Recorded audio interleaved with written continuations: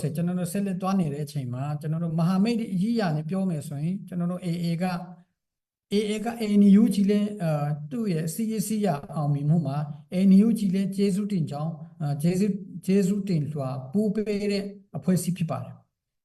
CNF CNA ကနေလဲပူးပေးတဲ့ဟာဖြစ်ပါတယ်အဲ့တော့ဖွဲ့စည်းကကျွန်တော်တို့ချင်းကိုလာကူညီတာကကျွန်တော်တို့အမှန်ဆိုရင်ကျေးဇူးတင်ရမယ်ကျွန်တော်တို့ဒေါ်လာရင်ချင်းထက်မှာနှစ်ဖွဲ့ကွဲနေရတယ်ကွဲနေရတော့အင်အားအသိမရှိတော့အင်အားမရှိတာကျွန်တော်တို့မြင်တာအပြစ်တင်တာရေလို့မဟုတ်ပါဘူးကျွန်တော်တို့စီစီလုံးလုံးနဲ့ဆိုဘာလို့ထန်တလန်ကိုမနိုင်ရမှာလဲထန်တလန်မှာဘယ်နှခါကျွန်တော်တို့နောက်ဆုံးနေရပြီလေအခုကအချင်းချင်းနောက်ဆုံးနေရတဲ့ထန်တလန်ကမျိုးကြီးပါကြီးလည်းမဟုတ်ပါဘူးမြို့ဟာကြီးလည်းမဟုတ်ပါဘူးဆိုလိုတာကအဲ့ဒါကျွန်တော်တို့ရဲ့နှစ်ဖွဲ့နဲ့အကွဲနေရချင်းရဲ့result ဖြစ်ပါတယ်အဲ့ဒါကြောင့်ဒါမျိုးကလုံးဝမကောင်းပါဘူးပြီးရင်ကျွန်တော်တို့ online အရေးအသားမှာကျွန်တော်တို့လူမျိုးရေးရာနဲ့ဘာသာရေးရာတွေကအရေးသားတွေတစ်ခါတည်းတွေ့ရပါတယ်အဓိကကျွန်တော်တို့ချင်းစကားတွေဖြစ်လို့တာနည်းနည်းအတွင်းမှာပေါ့နော်အတွင်းရေးတလို့ကျွန်တော်တို့ခံယူပြီးမှအပြင်ပေါ်တိတ်မဖော်ထုတ်လို့တာ